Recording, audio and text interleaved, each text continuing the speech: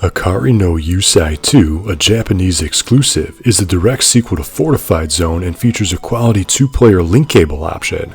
If you haven't watched my Fortified Zone Enable the Link Cable episode, be sure to check it out because this sequel improves on the original in almost every way.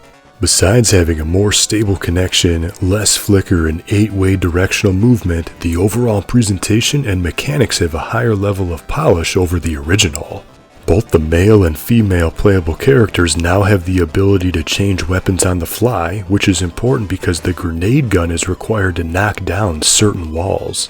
And just like the original, the female can walk faster than Rambo and can also leap over certain hazards, but Rambo has more health.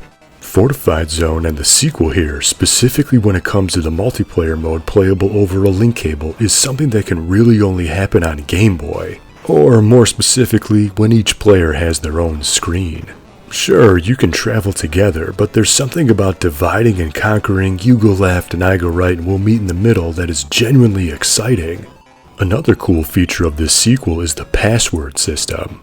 There are only 4 levels, and if one player dies, it's game over and you're sent back to the beginning, which is a little rough by today's standards.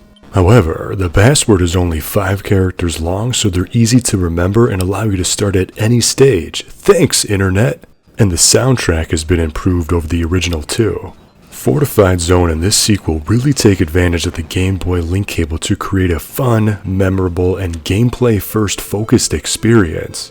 I'm actually surprised there weren't more of these top-down, action, run-and-gun, Contra-type games on Game Boy. And the solo play isn't bad, but this is one of those games that's exponentially more fun with a co-op partner at your side.